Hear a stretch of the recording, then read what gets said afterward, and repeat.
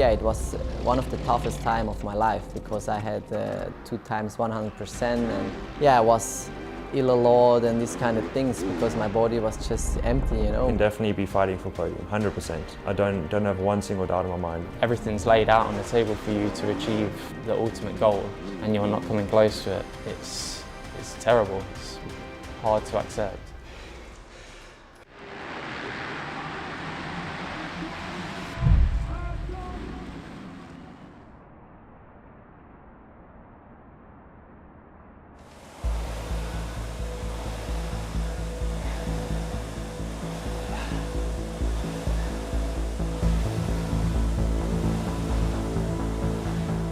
We focus a little bit more on the balance side, I think, coordination, yeah, agility they call it, and also the reaction time. My name is Glenn Koldenhoff. I'm from the Netherlands. I'm riding for Monster Energy Yamaha Factory MXGP. Glenn Koldenhoff's a really interesting rider. We've watched him over the years beat the very, very best riders out there in the world. He's proved it on 2 occasions now. It's 2 of the biggest events, the Olympics of motocross. Watching Glenn at Redbud, the track was really, really hard. It rained for 2 days non-stop. You could hardly even walk around the pit area, let alone what it was like to actually be on a track. And we watched him dismiss every other rider out there, including some of his fiercest rivals like Jeffrey Herlings. Final lap. Wow, what a statement! Confident he is. What a statement! Great ride for the Red Bull KTM rider out of the Netherlands. And he's got a massive round of applause as well. And that is a personal achievement. Race 1 with a win. He was so ecstatic with that. But to go 1-1 just like Anstey last year. Fast forward 12 months, and Glenn done exactly the same thing again. He beat the best in the world. There's no reason why he can't do the same thing this year to win the World Championship. But what a moment, what an experience. And it'll be a big moment as well because Koldenhoff comes out of the final turn. He goes 1-1 again, this time on home soil. The Netherlands win for the first time. Yeah, definitely, you know, it was a highlight last year already in Redbud, but now this time double gold, you know, doing it with Team the Netherlands in front of our king is something special. And the crowd was amazing today. Every single lap I came by the grandstands, I heard them, and it's been an amazing weekend and something we will never forget, that's for sure. Anyone who knows of Glenn Koldenhoff and has followed his career thinks of him as a KTM rider. He was on one in MX2, he was on one for the overwhelming majority of his MXGP career, save 1 season on a Suzuki. So for him to suddenly appear on a Japanese bike, a Yamaha, is really going to take some getting used to, and it's a big commitment from his side because he had everything he needed at KTM, or Gas towards the end. You know, I've been 5 years with the other brand, and to change to a new brand is always a bit difficult, I would say, in the beginning. But I think factory bikes in general, they are all not that bad, and it's just I need to get used to the handling of the bike, and it reacts different in different places. And yeah, I felt like we had 2 months now, and I'm pretty much used to the bike, and yeah, we are just finalizing things, you know, to make the bike even more built for myself. And this is going on a good way, so I'm happy so far. Glenn is a kind of course, sand rider, due to the fact that he's a Dutch rider, but he got some skills that are not common. I never understood how it's possible that he never put everything in the same season, you know, together, because he has some of the best end of the season ever, I guess, with victories and with incredible races at GP of the Nations like he did in Redbud in America. When conditions are really tricky and demanding and physical, it's really a good rider. It's a strange one with Glenn because people think of his last 2-3 years and they think of his GP wins, they think of his podiums, they think of his Motocross of Nations success. And whilst you would naturally think of those highs, there have also been some incredibly difficult moments. He's had 2 back injuries in 2 years. He's lost feeling in his lower body. He knows what it's like to flirt with that dangerous edge. So for him to even be in a position now where he wants to race, let alone still going for a world title, is commendable, but it's this quality that any rider in this field has. Everyone knows of the consequences. Everyone knows what could happen. But the love of the sport and the desire to be the best eventually trumps all of that. The conditions are taking a turn for the worse. If ever you needed to start, Jason Thomas, today was the day. Yeah, it's so cliche to say, but in a condition like this, where you're not going to be able to see well, you're not going to be able to move around the track very well, you need to get out front so you can control your own destiny. You know, the traction was almost at a peak going into the second moto. Get some downpour. It's really going to change the approach. I wouldn't be surprised if there were some last-minute tire changes. MXGP race 2. Wow, this one's going to be a good one. Hurling's very tentative, dropping off the mesh there on the wet metal, but around the outside, rider's going wide in the first turn, and it is a Yamaha. It's cold enough in those orange boots, white and orange boots, is it? Yes, it is. So cold enough pulls the Fox hole shot. Where's Febvre? Your winner from race 1. Glenn Koldenoff, been a decent ride for him. He's going to get his first podium for Monster Energy Yamaha. He would have liked the race win, I'm sure. He would have loved to have stood on the top step of the podium even more. But you know what? Take it while you can. It's a good improvement for Glenn Koldenoff. 17th overall at the first round, 8th overall a week ago at Matchley Basin. He's going to be 2nd overall today. Talk about making gains. We're about 3 months ahead of schedule on Glenn Koldenoff's results here, so. My first podium together with Yamaha, a new team and everything, you know, it's been amazing, and yeah, my season just started now. I think the passion for the sport, you know, it's what I love. This is my life, and I think it will stay forever. And you know, every day trying to improve, to be better. Every single year, every single week, every single day, you know, putting the maximum effort, and try to become the best one day. So that's always been the goal, and it will always be like this. Glenn Koldenoff, Monster Energy Yamaha, born down the road, pleased that there's a home GP here at Os, his home circuit. He looked good in time practice as well. I think I'm pretty good at focusing at myself, you know, and you need to stay realistic. And I've been close in 2019. I was third in the championship, and obviously last year, you know, I had an injury. But I feel like I'm a guy which still improves every year a little bit, and I feel like I'm a quite consistent top 5 guy, but I need to step it up to consistent top 3. And it surprised me, honestly, it surprised me a lot. He's doing pretty well. He got also some bad luck with a crash like in the second moto in Os that took him away from a possibility to fight for a podium and maybe also for a victory. 110 metres or thereabouts into turn 1. Clean through there in the first race and at the bottom of turn 2, and once again it's Febvre, but around the outside, Jorge Prado, rider down at the back, and riders down. Oh, end over end, different riders going over the bars. He's won GPs from time to time. He's won motos from time to time. But to reach that next level and be there consistently is a whole different ballgame. Maybe sounds like a small step, but it's in the end, you know, it's quite a step. But I feel like I've all the things around me which can make me to do this step, and I'm confident. I'm putting everything in it, and yeah, hopefully it will come out one day.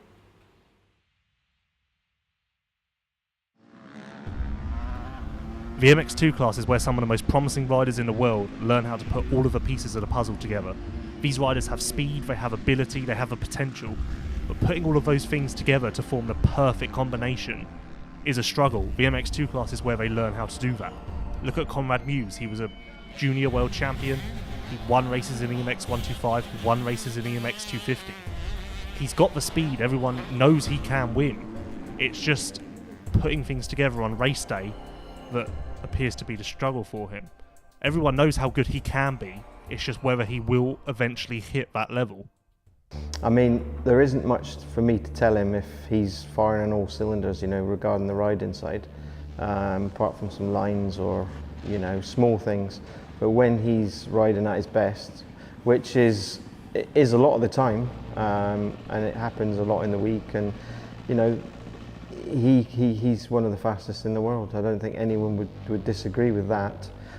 But it's the next bit, you know, that needs to happen on a Sunday. And last year we had, you know, glimmers of, you know, the Conrad that everybody knows and he knows and I know and the team knows came to race. Well, he's definitely not going to let Muse through, but then Muse tries to get alongside the factory KTM, just trying to get himself reorganised. And Muse goes around the outside, but runs out of real estate. So it's trying to bring that out in him every time. And he's quite openly honest that, you know, sometimes he struggles, and sometimes he doesn't, but we need to eliminate those days that he does struggle, and sometimes there's not an explanation for it. So you have to, you know, manage it, keep the morale up, keep the confidence up, keep the hard work up, you know, and yeah. You know, in this game, results give you the confidence. Results breed more good results. And yeah, I mean, sometimes in the morning you can tell when he comes in, you can tell it's going to be a good day because he's kind of got like his head's up. He's got a little bit of swagger, and you can just tell, yep, today's going to be a good day. We've had a few of those days. Like Spain last year was one that just the mood was easy, and you could just tell. And then other days you can sort of tell it's not going to happen. Like yeah, you know, as soon as I got here on Friday, I looked at the track, and straight away I knew that I was going to feel comfortable around here. It's an amazing track. It's yeah, lovely venue, and I'm just feeling really good. This has been a build up now for a few weeks, so I'm over the moon to get my first pole qualifying. And yeah, I'm looking forward to the races. It's going to be nice to be the first bike out for sighting lap. It's obviously the first time in my career, so yeah, I'm looking forward to hopefully having 2 good starts and 2 solid races. yeah, I mean, it varies from week to week, day to day sometimes, and you get a feel in the morning how he's been, what's going on with the track. Are we at a deep sand track? What you know, has he had good results here before? What was he doing the week before? But lately, it's just been trying to get the confidence into him to to get him to realise how good he is. Yeah, it's my home race for me, and the track's awesome, and I felt good in qualifying. It's all very close up there. But yeah, I'm super excited to get out there and put on a show for all you fans. All good? Yeah, you? Yeah. They blocked 2 off, so you were at green one there. Hey? Looks like you were at green gate.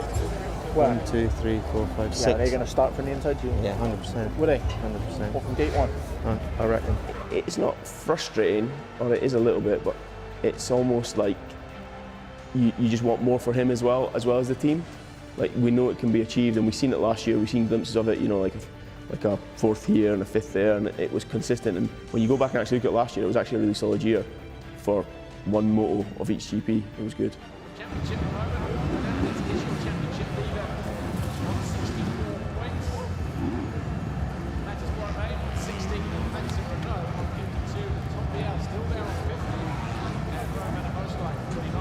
Mate, you're ready to go, mate. There's nothing you can't do. But you know what it's like, you know what it can get like. Just got to get a good start and go for it. You're faster than any of them, you're fitter than all of them. You just got to go. Be sensible in the race, get the points. Top 6, fine. 2 top 6s. If the opportunity's there to get 2 top 3s, take it. If there's opportunities there for the win, go for it. You know? You'll be good, you can do it. But 2 top 6s is a real good start.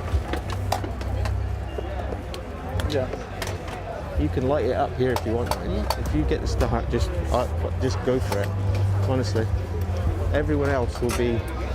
Everyone else is not in any better position than you are. You know. Yeah. You'll be good. All the training. Let's do it. Turns in. Gate about to drop here, and that's a good jump from the Yamaha Jam.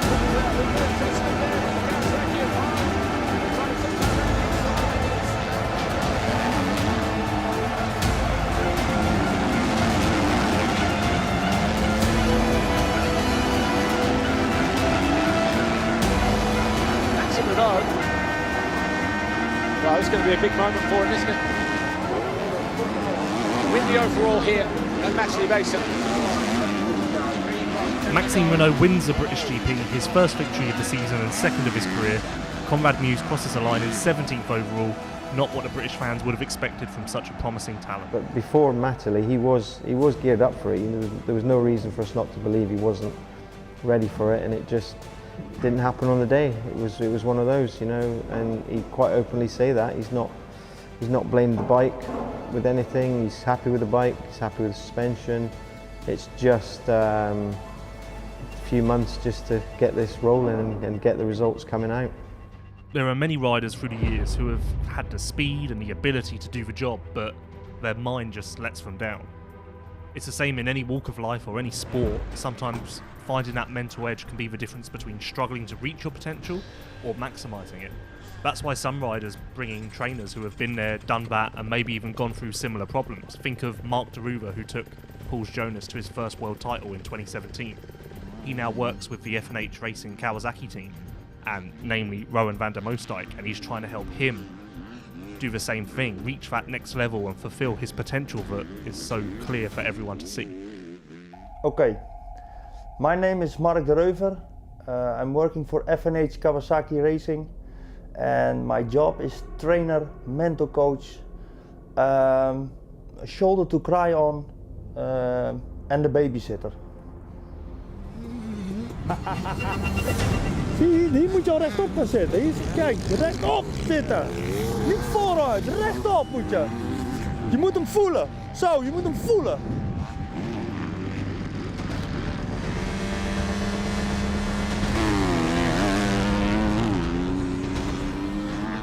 No, I can say that the training on the track, what I do with them, is 40% important, and I say 60% of the mental side. It's a lot. It's much more, because I know he can ride really well. You know, of course, you can always be better, and I see every time I see things, but it's more the mental side you need to work on. And that showed also, because like that last motor in Lommel, that was the only race I really saw my Rowan, let's say. That last moto in Lommel. He was so good, he was completely relaxed, he was good, you know.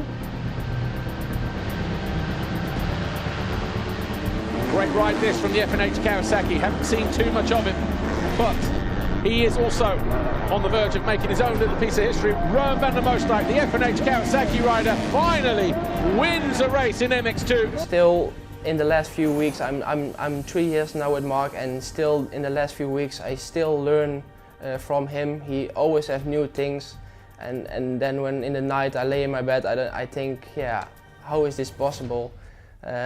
I thought, like, this year, what can he say about me, because he knows me for 3 years, you know, and still he comes with new things, and that's what makes him so special. Zie je wat je doet?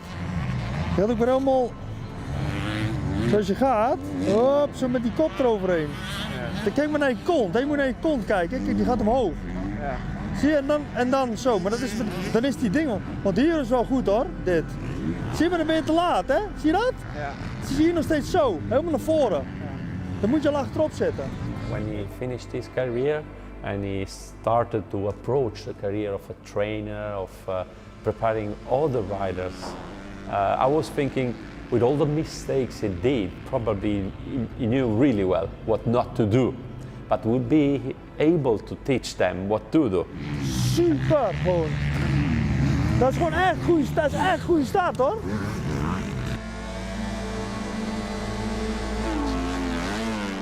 He needs to know that what he's capable of, you know. And sometimes I think he forgets that, or I don't know what's in his head, you know. I try to to reveal that also a little bit, but he needs to be more sure of himself, and he knows that.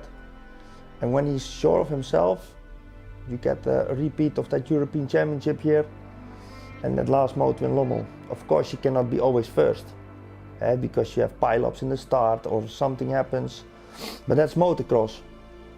But he needs to start believing in himself before the start already. It's important. Yeah, of course, home GP is always a bit different. I want to do good here. The crowd is amazing. It's nice to be back with them. and yeah, I want to give them something back. And I've been quite consistent the first few rounds, and I want to be on the box. I always had it a little bit, also when I was younger. I became a few times Dutch champion and still thought that some guys were better than me. So I think it's also a little bit of myself. But yeah, also when Mark say to me how good I am, or many other people, yeah, there's still a little bit of thought that maybe someone is better, and that needs to be out. And yeah. MX2 race 1, 30 minutes plus 2 laps about to get underway here. Who will it be that grabs that all-important foxhole shot? The 5-second quarters turn. Brace yourselves. From the middle of the box, the gates came yesterday in the European Championship races, and already swinging wide, and maybe wider than they needed to be. 1 or 2 riders.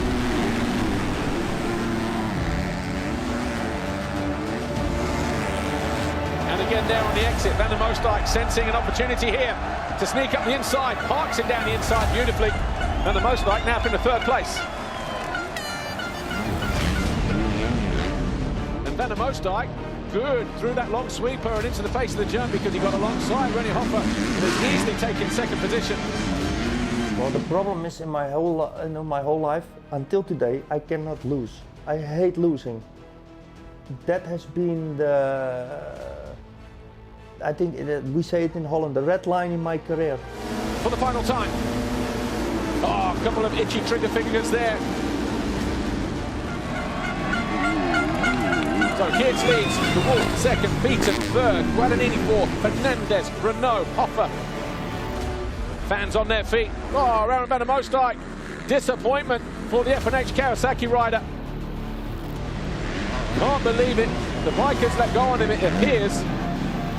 Judging from the body language there. Yeah, I know what I can do. I proved it a few times last year. I know I can win. I showed it, but I just want to be more consistent and fight more for the podiums. And I think when you can do that, you will be up front in the championship standing. So that's my goal, and of course to be a world champion. But in the end, the cool, decisive riding of Jago Geerts won out. He wins here in Os. He wins both races. A huge victory for the Monster Energy Yamaha rider. That feeling that the guys give me when they're on the podium, I also cry many times because it's my passion. It's what I do. When I live for this, you know. I live for winning. And the feeling you get when you win, doesn't matter what people say, it's impossible you can get that with money. It's not possible, that feeling. So I want to push that also on everybody's heart. Go for it, you know, and try the best you can and never give up. Nothing is going to be the feeling ever after your motorsport career.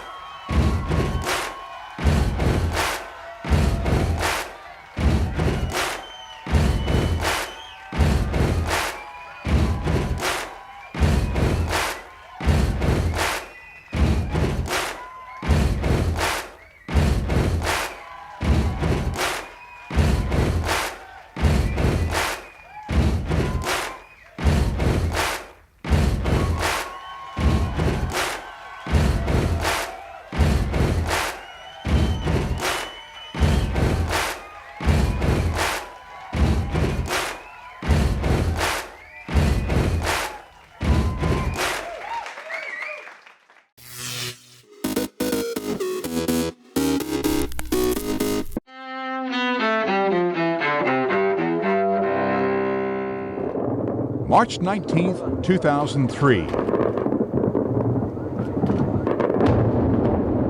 For the second time in a dozen years, an American-led coalition launches a war against Iraq.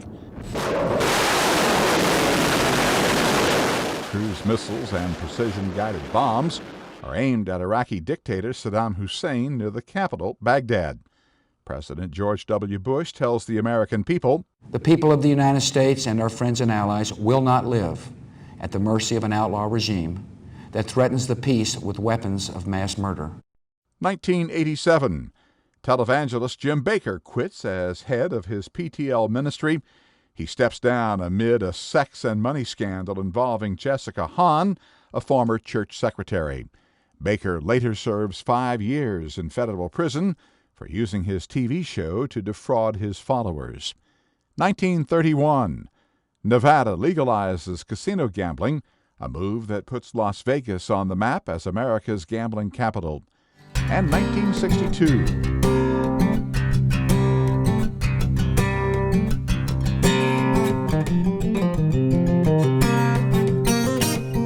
Titled debut album is released. The singer-songwriter is just 20 years old at the time.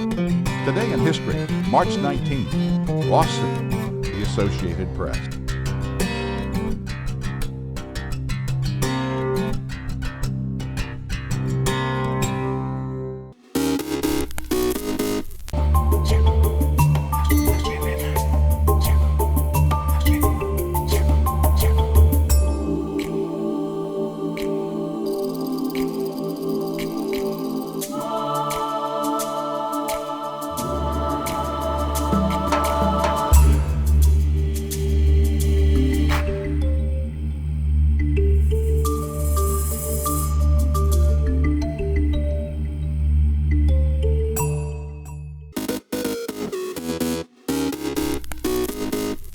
Welcome back in our studio, and in today's news,